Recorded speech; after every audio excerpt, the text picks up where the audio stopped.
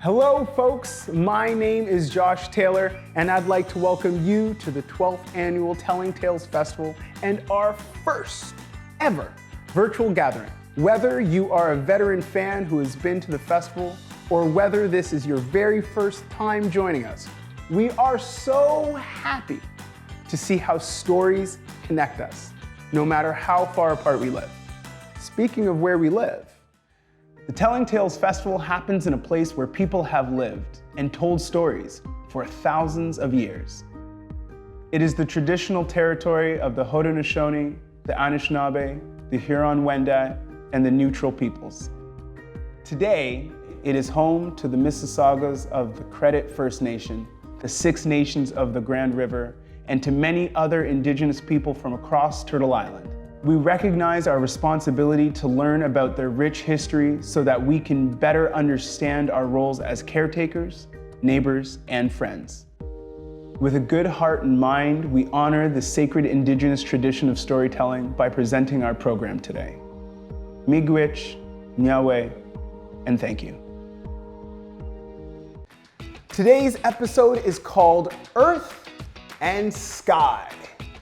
Today we are going to hear about what we see when we look up and what we see when we look down. We will walk outdoors, learn a new craft, a new song, and have some fun reading a story together.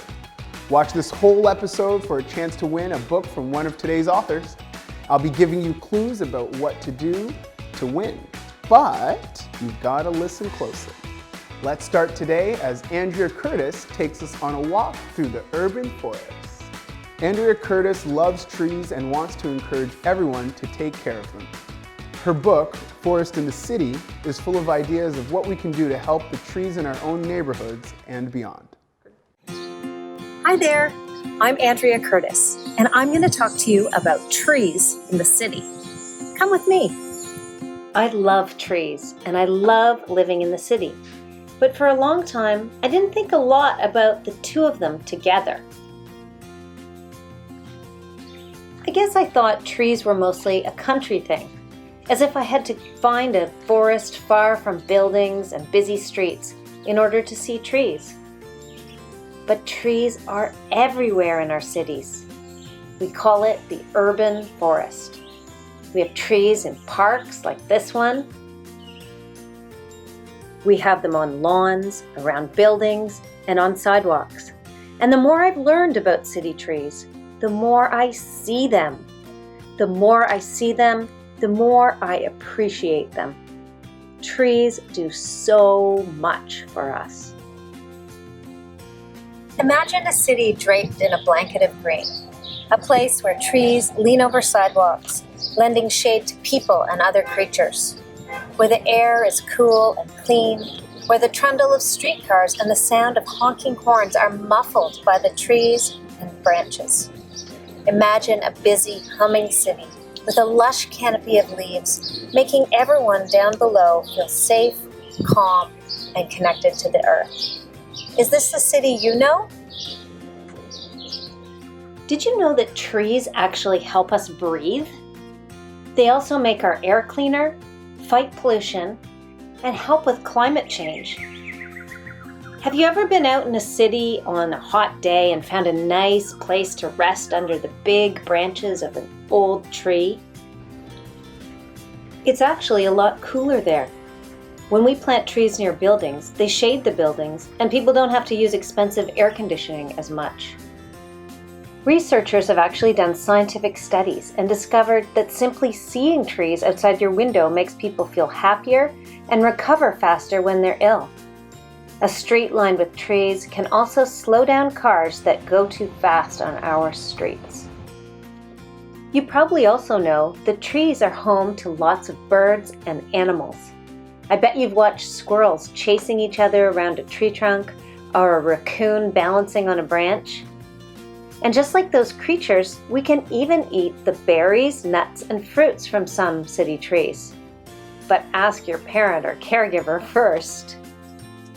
Trees do so much for us. The least we can do is say thank you. So I've been writing letters to some of my favorite city trees. You might want to do the same. Send them into the Creativity Club at Telling Tales, and we'll post them on the website.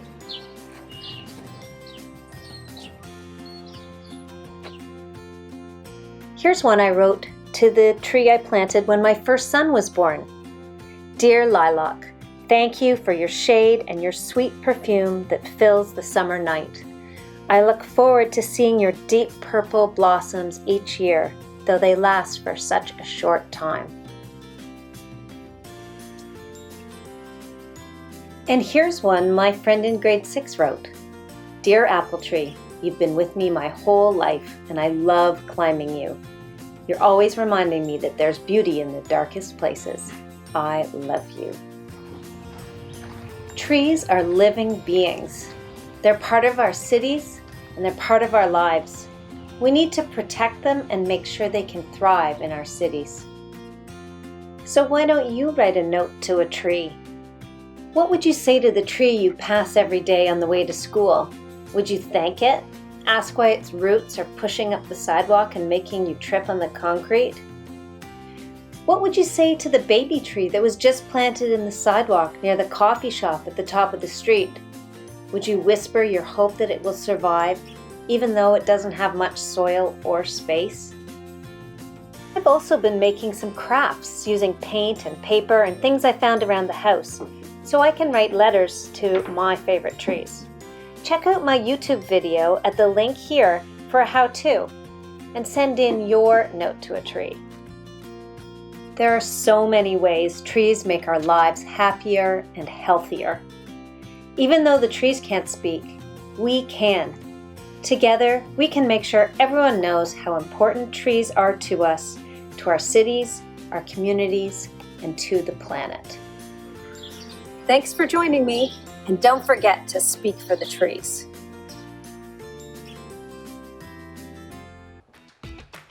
I've started my letter to all the maple trees that give shade along the sidewalk of my street, and now are starting to turn bright red and orange.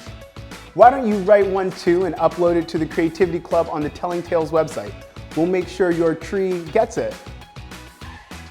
Mr. Ben is here with a song about what happens when we slow down and look around. That also rhymed. Hi, I'm Mr. Ben, and I'm going to sing you a song about seeing things in the world around you. You ready? Ba-da-ba-da-da-dee-da-da, ba-da-ba-da-da-dee-da-da, ba-da-ba-da-da-dee-da-da-da-da-da-da-dee-da-da. Look up, look down, look at the world around you. Look high, look low, see things in the world you know. Look up, look down, look at the world around you. Look high, look low, see new things in the world you know. Oh, you can see birds. Can you name them all? Look up in the trees. Some are short and some are tall. You can see bugs, caterpillars and ants. There's so much life out there among the flowers and plants. Ba-da-ba-da-da-dee-da-da, ba-da-ba-da-da-dee-da-da, ba-da-ba-da-da-dee-da-da-da-da-da-da-da-da. Look up, look down, look at the world around you. Look high, look low, see new things in the world you know. Look up, look down, look at the world around you. Look high, look low, see new things in the world you know. Oh, you can see birds. There's one. Can you name them all? Look up high in the trees. Some are short and some are tall. Or you can see bugs, caterpillars and ants. There's so much life out there among the flowers and plants. Ba-da-ba-da-da-dee-da-da, ba-da-ba-da-da-dee-da-da, ba-da-ba-da-da-dee-da-da-da-da-da-da. Keep having a look. See what new things you can see today. Thanks, Mr. Ben. Your song inspired me to just lie on the ground so I can look up. It's a great way to see the moon. Speaking of the moon, our next book is called Moon Wishes by Patricia Storms. Patricia Storms published her first cartoon in a Toronto newspaper when she was 12 and has been writing and drawing ever since. In Moon Wishes, she imagines what it would be like to be the moon, shining down on everyone and guiding them safely home. Hi, I'm Patricia Storms, and I'm here to read, draw, and talk about the moon. A few years ago, my husband and I wrote Moon Wishes, and we were inspired by the moon, which we saw at night in my backyard. So, Moon Wishes. If I were the moon, I would paint ripples of light on wet canvas and shimmer over dreams of snow. I would wax and wane over the earth's troubles, wishing peaceful sleep for worried hearts. If I were the moon, I would give a voice to those who need it. And welcome the dark and joyful howls of a winter night. I would be a beacon for the lost and lonely, lighting the way home.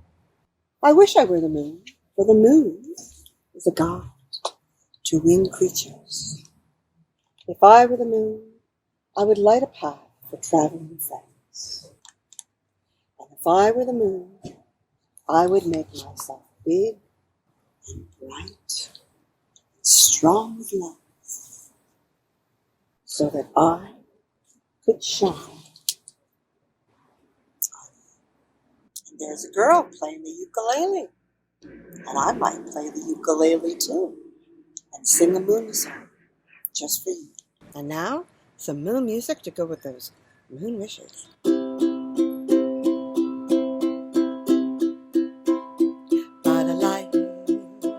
Of the silvery moon, I want to swing to my baby all croon loves tune. Honeymoon, keep on shining in June. Your silvery beams will bring love streams. Be cuddling soon by the silvery, by the silvery, by the silvery moon.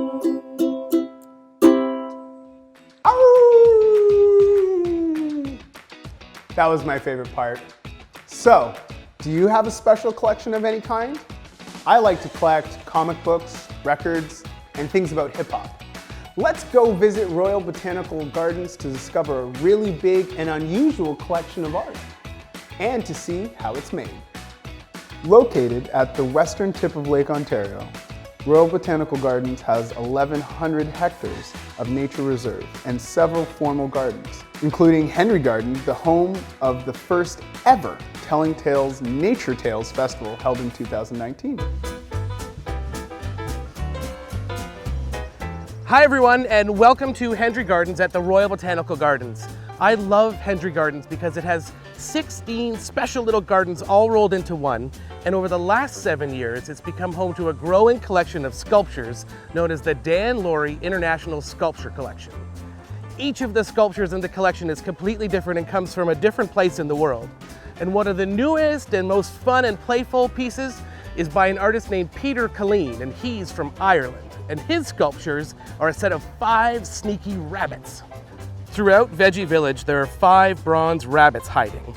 There's Alert, Sleepy, Launch, Serious, and Bashful. And all the rabbits are made of a super cool metal called bronze, but they start out as a wax model just like these. At his studio in Ireland, Peter starts with models like these made of wax. He made these to play with the shape and size and pose of each of the rabbits. Then he made bigger ones out of clay where he got the look just right. From there, Peter sent the clay sculptures to a foundry. A foundry is a really cool shop that takes Peter's sculptures through a few steps to turn it into bronze. First, you have the wax mold. Then it gets dipped in slurry and sand. Then it gets baked at a super hot oven that's 1,000 degrees. After it's baked, the mold gets filled with hot, molten bronze. Once it's all cooled down, the bronze sculptures get broken out of their shell, and Peter goes back to work sanding, polishing, and adding color and texture to finish the sculpture. Perfect! He boxes them up in wooden crates, and they take a long journey on a cargo ship to Canada. Now they're hidden throughout Veggie Village for you and your friends to find the next time you visit the Royal Botanical Gardens. And if you want to learn more about the collection and how they're made and see some really cool videos, you can go to the RBG's website at rbg.ca/things to do. See you later! Isn't it crazy those rabbits started off as little wax models? Do you think you can make something like that? Maybe with plasticine. Speaking of plasticine, our friend Suzanne does amazing illustrations with it. I forgot who was talking. Suzanne Del Rizzo has always loved getting her hands messy. She creates beautiful textured pictures with plasticine and clay that help bring stories to life. And Before You Were Born, Suzanne's illustrations celebrate the wonder of nature and family. Hello everyone, my name is Suzanne. I'm excited to share my book with you today, which is not only a love letter to an unborn child, but it's also a celebration of our earth and sky and some of the incredible animal families of our natural world.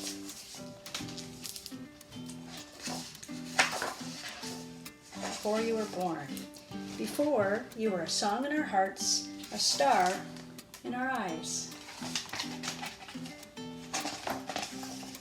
A smile on our lips, shimmering skies. The sun on our faces, the full moon at night. The tiniest murmur of tender delight. You were a curve in the road, up ahead, out of view, a whispered secret that only we knew. Sunrise ribbons ripple and flow, silver birches tremble below. And now, slumbering sweet, awakening soon, first bud of springtime, ready to bloom. Asleep on our sighs, adrift on our dreams. Soft as mist, floating low over streams. Your name in the clouds, your voice on the breeze. Your kiss on a raindrop, your face in new leaves. A mountain of promise, a valley of calm. Light of the world, curled into our palm. Where Father Sky meets Mother Earth. A new family dawns in the glow of your birth. And can you tell from looking at the illustrations in my book what medium they are? They are polymer clay. Sometimes I work in plasticine as well, but this book is made all in polymer clay. And here's an example of polymer clay here and plasticine here, and you can find them pretty much at any craft store. Even some dollar stores will carry them. And what kind of tools do I use when I'm making my artwork? I use all kinds of tools, like the ones you can see here. And a lot of them are ones you can find around your house. So I have like an old used toothbrush. Once you use it, you don't want to use it again in your mouth. A pin and a toothpick and even a pencil are tools that I use quite often. And those you can find around your house. For backgrounds or for my backing, I use a little thin piece of illustration board, but cardboard from the recycling bin or paper plates works just as well. Here's a couple examples. So when I get a manuscript from a story, this one was written by Deborah Kerbal, I read the story over a few times, I think about it, and then I start hopping on the internet and coming up with a theme. And the theme that we discussed for this book was not only about an unborn child being born and a love story to it, but also incorporating all sorts of animal families and their natural habitat and how they raise their young, because animals are very interesting. So I've got lots and lots and lots of reference images that I pour over, and it helps me make sure that I get all my animals looking right and also the habitat correct. So once I go from there, I start sketching. You can see from here, we've got all sorts of little thumbnail sketches, and they're really fast and loose, just to get my ideas down. And from there, when everyone's happy with them, I scale up the illustrations to full size. And then they're much more detailed and refined. Sometimes I use a little bit of tracing paper, like this bird here, and I can reposition it around. You can find just the right space. And when those are approved, then the fun really starts, because then I get to start with the final art. And to make the final art, I start and I work from the background forward. So I'll get my piece of illustration board. We're going to work on the deer one. And if you recall, on the deer, they're kind of lying under the leaves. So we would start with the dirt. And I would just take a little bit of brown, make a snake, peel off a little bit, and go all the way along the illustration board until you've covered the entire thing. Like that. And then the next layer up would be my little deer. And so I work on top of a little Ziploc bag, and I've worked here on the belly and the body of the deer. You can just gently peel it off and stick it on. And then working on the head of the deer, I'm just finishing up the ear. So I get a little bit of gray, add it on, use some of my tools. And I can use my toothpick and add some fur texture. Adding the texture is one of my favorite parts. It really brings the illustration to life. You can just stick it on, and then I gently peel it off my Ziploc baggie, and I add it on. I'm just pushing it on gently so you don't squish it. The great thing about polymer clay is that if you're not really happy with how it turned out, if you're just not sure, you can always peel it off and try again. The next layer up would be our leaves. And so for my leaves, same thing. I've got a whole bunch of different colors of green that I've flattened out on a pasta machine, a little pasta press. And you can see some here.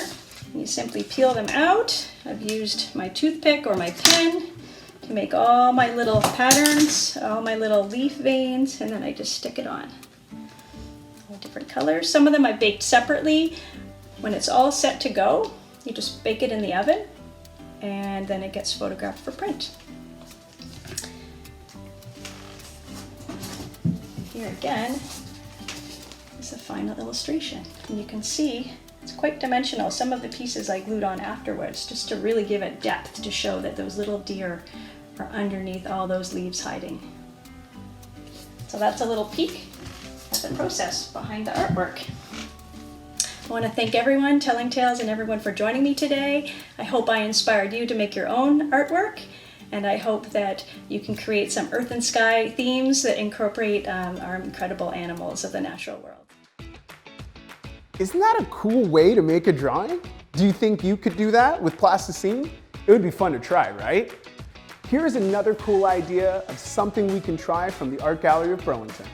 The Art Gallery of Burlington is Burlington's public art gallery and community art center, where creators, cultures, and communities meet and share in the wealth of human creativity.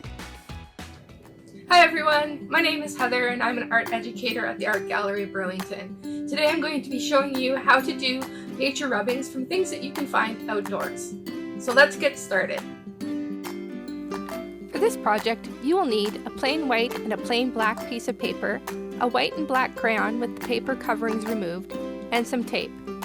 Next, you'll need to find some objects in nature to make your rubbings with. Flat objects such as leaves work best. Look for fresh leaves of different shapes and sizes to use for your nature rubbing. The best time to look for leaves is after a windy day. You can find lots that have fallen naturally from the tree to the ground. Have a grown-up with you and enjoy a nature walk together. First, take your leaves and turn them upside down so the bumpy side of the leaf faces up. This will help the imagery to show up better through the paper. Arrange the leaves on a flat surface using different shapes and sizes helps to make your design more interesting. Once you are happy with the layout of your leaves, take a white piece of paper and place it over the leaves. Using a small piece of tape at the corners to help keep the paper from moving and shifting as you do the rubbings. Next, hold the black crayon on its side and gently but firmly rub the side edge of the crayon over the paper. By rubbing the crayon over the paper, the texture and outlines of the leaves start to appear on the paper. This process is called frottage. Keep rubbing the crayon on the paper until you have captured all the leaves underneath. Try this process again with the black paper using white crayon. Using the white crayon over black paper makes the leaves look almost like an X-ray. See how they look side by side? Are they the same or different?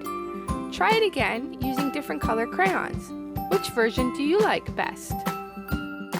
For more creative activities, visit our website to learn about our AGB Family Open Studios. They happen every weekend and are made possible through generous support from Rotary Club of Burlington Lakeshore and Burlington Hydro.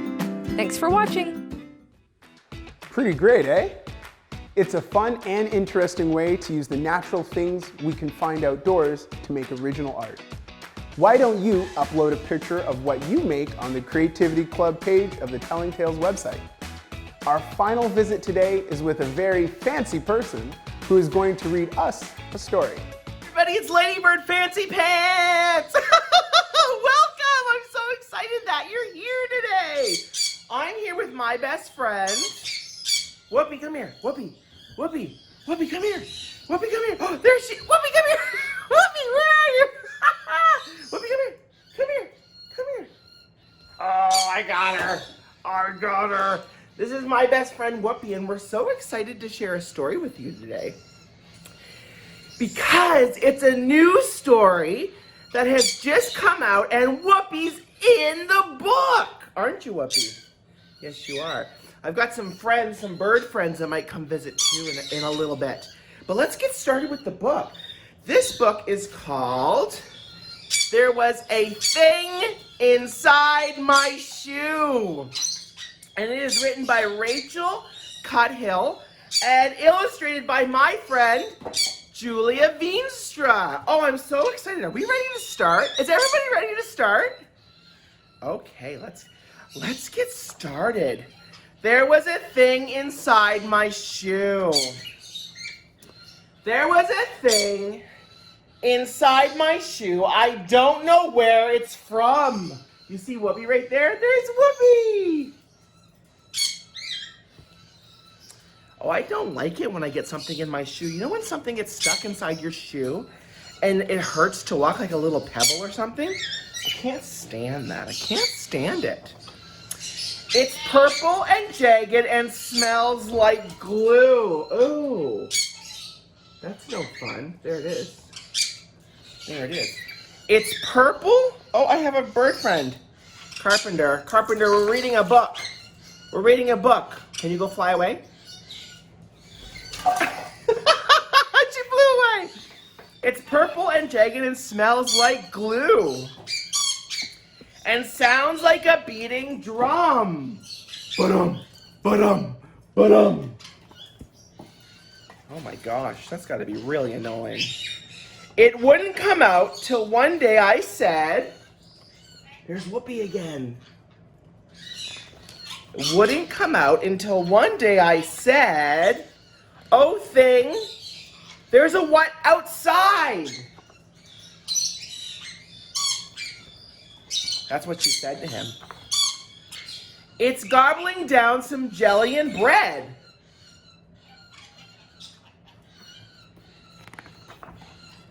And floating around on the tide.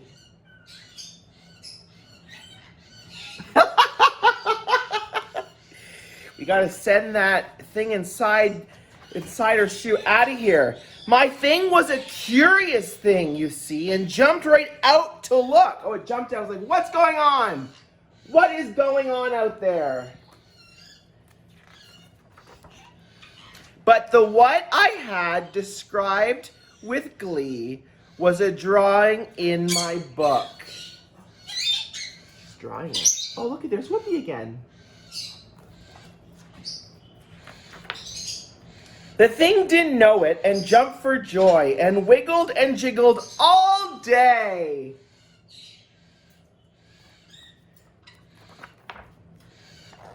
Then up from the page jumped the decoy,